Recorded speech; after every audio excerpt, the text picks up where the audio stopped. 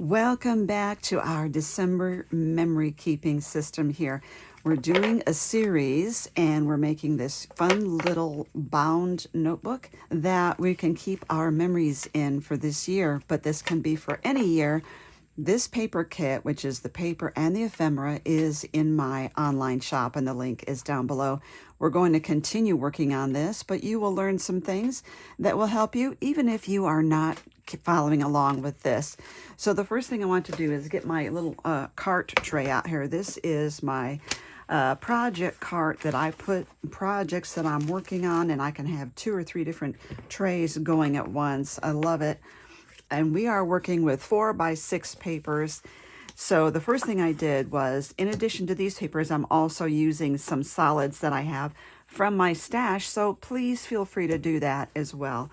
So the first thing I did was to cut out a solid and a pattern piece. Now I'm also using a corner rounder, but you don't have to do that. And I'm using a 1.5 inch punch to make thumb notches. You don't have to do that as well. But what we're doing this time is we're going to make a focus on using ribbon. And so I have some of this, which I think will be really pretty, but I really wanted to pull out my wired ribbon because I buy these and then I think they're so pretty, but I don't know what to do with them. But my friend Karen, if you've been following me for a while, you know that she does amazing journals, and she has been using wired ribbon as pockets, and I fell in love with that idea. So here's what I picked out that I thought would go pretty well with our paper collection. And now's a good time to be looking for some of these because a lot of the Christmas craft supplies are already on sale. So here's what I'm thinking. Oh boy, this is really, really hard, just so you know. I've noticed that we have poinsettias are themed in here a lot. But here's what I want to do first before I do anything crazy. I want to trim off the excess because on this sheet, in order to make the pocket, I need to trim off about 1/4 inch and get my corners rounded. This one doesn't have to be rounded. And I'm going to put this, let's see, way up top this time for a reason. And then I'm using the small, and I don't need to round these two. And be mindful of your writing. In this case, the writing is not going to be seen because this is going to cover that up to be my pocket. And there's no writing on this side, so it doesn't matter. But I am going to glue this. I have a little project showing you how to hold your needle, or if you have your magnetic glass mat, you can also use that to hold your needle.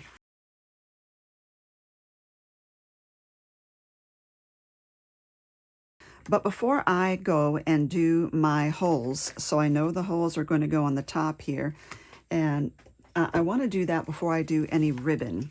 And I have this set to 6 inches. This is my hole punch. I have several downloads underneath this video, and one of them is a punch guide for you if you don't have a hole punch. I do like using a 2-hole punch. I think it is the fastest way of binding. Okay, so now look at this. I just think this is going to be really pretty. But just a reminder that when you are dealing with the wired ribbon, that means there's a wire in the 2 outside edges, and you can pull that wire out if you don't want it in there. But if you're going to cut that, don't just use your regular scissors. I'm using these Tim Holtz, kind of like a utility scissor. They're really strong. And that, I did not do a great job, but I'm going to have to go through and correct that. Okay, and that's why I put my thumb notch up higher so that this could go down. Now the beauty of this is this could be another little pocket there. And that was what I was thinking when I wanted to do the ribbon. So in order to do that, I'm going to glue the sides and the bottom. And again, I mentioned in my last video or so that my Fabri-Tac, which is my go-to adhesive for working with ribbons and fabric, it needs to be treated because it's gotten really thick. So I'm using Beacon's Multi-Grip. Same company and same performance. It works really well. And again, I could pull the wire out by pinching it and pulling it out on both the sides, but I didn't do that. And now we want to give that a little, we want that to set for a minute. So I'm putting this, oops. So I'm putting this on there. And this is just an acrylic stamping block. That's what I'm using to put pressure on my projects. But that is so fabulous. I love it. Now you'll notice that the top part though is kind of dull. It needs some help. So one of the things we can do is to add like a piece of this. And I'm just using this white with the silver edge on it. Okay, so I'm just going to put that there, let that set for a minute, and I'm going to go ahead and cover this temporarily because I know I'm going to use this again. But so now, do we want something else? One thing you can do is just use some of your ephemera as tucked in there. And I keep saying how much I love these stamps. I think they're really pretty. This works really well too. Merry Christmas. I think I will put that on there. Okay, and this always helps to remind me that yes, this is actually a tuck spot. And we can use this, and because the fact that we're gluing this onto the ribbon means that I also want to use this adhesive. Because I'm not gluing it onto paper. And we can actually kind of give it a little jaunty look there. Alrighty. Now the back side of this looks like that. So I have already chosen this because it's rather busy and this is more of a consistent pattern, and I think this would show up very, very nicely. But we have this. I'm noticing that there are a lot of pine cones, and I saw I have this ribbon with pine cones in it that I think is going to be remarkable. We could go that way. And if you're afraid you're not good at cutting, then just extend it over your card a little bit. And then when it's all dry, you can go in and trim it even with your paper. Let's do that just to show you. But in order to know how wide of a glue strip, I'm just kind of laying my ribbon across the top there. And now I just want to make sure that that is still set. So we can look at it this way. What you can do is type out all these words. Like this one, I wrote December to remember. And so that's something you can do as well. Just type out some words on your computer and voila, that works really well. You could make this a tuck spot. I'm not going to this time.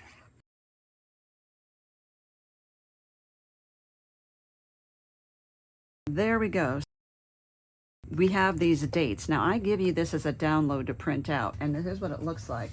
It's circles and squares. These you need a kind of a 1-inch circle punch, or you can hand cut, and these you can hand cut. But I realized I wanted a red 12, and I didn't have any more circles. But even if you have the squares, it's still 1 inch, and as long as you center that in there, you're going to get a circle. So that will give me exactly what I need.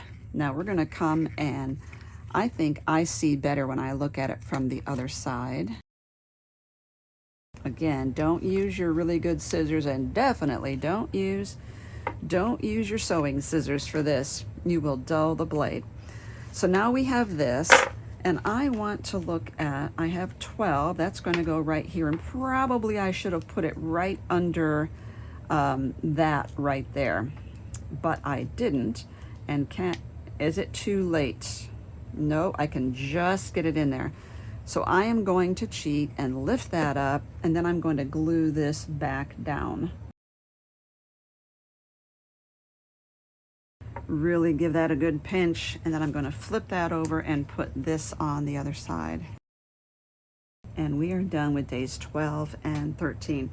But since I did that little funny thing there, I'm going to kind of clamp that and give that a little extra hug because it needs special attention. So now we're going to move on and look at the next days. And just a reminder that this paper and ephemera are in the supplies list. Underneath the title of this video, you'll see the supplies list. So now we have 11 and 12. Let's get some more paper out. Now I have this glitter paper and I think it looks very Christmassy, but if you don't have anything like that, just feel free to use your white or off-white cardstock for this one. And for the backing, I'm using this, which is in the paper collection, and I think this is going to be a really good background for this. Remember our next step, trim that 1/4 of an inch off. And it's not really wasteful because I have used these often. Okay, so we need a thumb notch. I'm thinking I'm going to go up again. And we need corner round. Okay, and so that gets glued on there, barely art. This is really thick cardstock, and this is from Tonic Studios. Now, several years ago, I was part of the design team for Tonic Studios, and that's when I got that cardstock. It's pretty wonderful.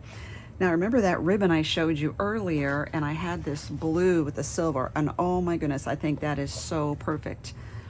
Okay, and also I have looked at this, which is part of the ephemera here, and I've trimmed that off, and it says "Let It Snow."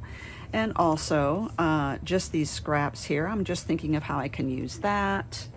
And I have a snowflake, and let's just see how we can compose with this. Now that we've got that, let's go ahead and get this in there. So this is going to go that way.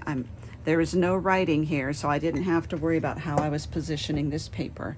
Okay, so we could do this or this, either way, but I think this is more striking, and I think to bring balance, this should go over here, and this could go there for balance, and then this guy maybe kind of overlapping both of those, and we have a little snowflake here as well. And I think it gives a nice border on this one. So what would go here could just be a sentiment for one thing. Let's see what we have.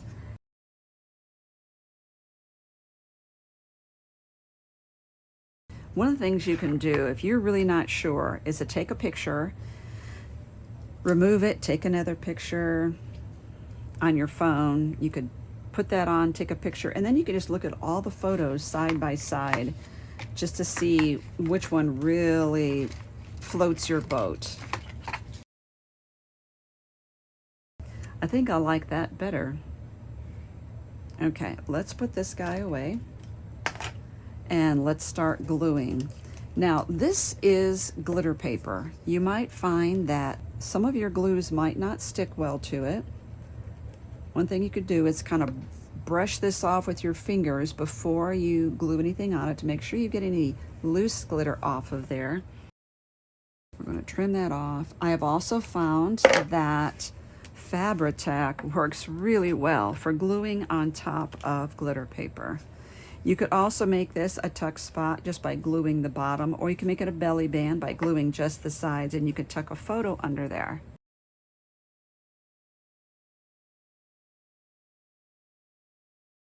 This really needs that right there. I saw that this piece of paper started to curl up a little bit on me, so I'm going to have to keep an eye on that. And I didn't use my ribbon like I said I was going to, so let's just come in here and give a quick piece of that ribbon right across the edge here, because I really wanted to get that in there and I didn't do it. I'm going to put this right on the seam where that blue paper joins in with the glitter paper, and that's where I'm going to put this, right on that seam. So it's actually not next to the seam, it's on it.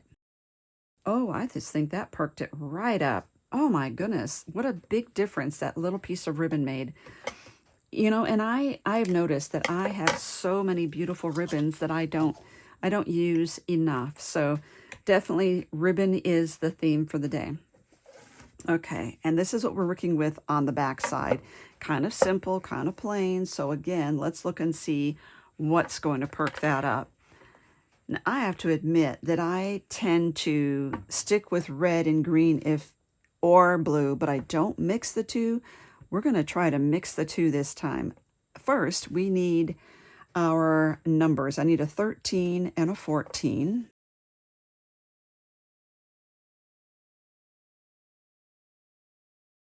Okay, now the 13 is going to go here.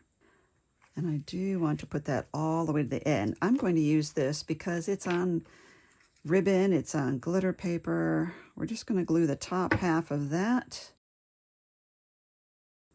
And the green actually works really well there. And the 14. And you see I'm pulling in red, even though there's no red on this page.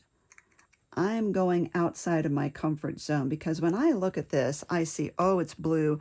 I need to stick with blue and white. But you know, this whole collection has blue interspersed with the red and the white and the green. So I'm going to quit being a baby and I am going to pull in some traditional Christmas colors. And what I was thinking was, oh my goodness, this is very bold of me.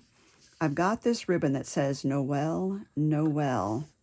Now, I think this one is going to be a tuck spot and that I'm just going to glue the left side and the right side. I noticed that I'm having a problem really getting this lined up the way I want it. So I really want the two Noels kind of centered as much as possible.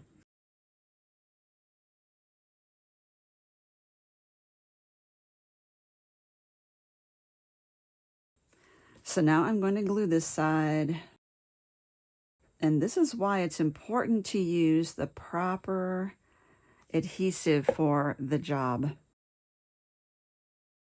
Okay, here's what I'm going to do. I want that to be nice and flat while I regroup. And I'm looking at this and it is so beautiful, but I don't want to overcomplicate things. One of the things I could do is add some little blue snowflakes over the snowflakes in the Noel. Those two are very similar. That's going to work, and I think that's going to give me kind of the tying it in like I want. Okay, so now I'm going to come over and I'm smoothing this out so it'll be nice and flat. Now, here's what I'm talking about, is just put the glue on the O, which is a snowflake, but I'm going to pull these in there from the collection. And 14 is a wrap. Now, what I was talking about on those ribbons, there's a little wire that you could just grab and pull out like that, and now it's no longer wired. And see, this still says Noel, and I could still use this. It wasn't centered right for this particular project. So let's put that there. Okay, so let's put this together and see how this is coming along. We have up to day 14. I love it. And we even have some little gold ribbon sticking out. I think we need to do more of that gold twine. I think it's looking great, and I am so happy with this. Oh my goodness, I'm loving how this is coming together. So our goal obviously is to have this done by the end of this month so that by the time December 1st comes, it's already completed. But if you don't get yours completed, it's okay, because you can also craft as you go, and you can start putting your memories for December 1st in even while you're crafting on December 17th for the rest of December 17th pages. Also, you can use these techniques and these ideas that I've shown you. You can use them for any season. So think about those wired ribbons and look in your stash and see what you have to put together this fun little craft.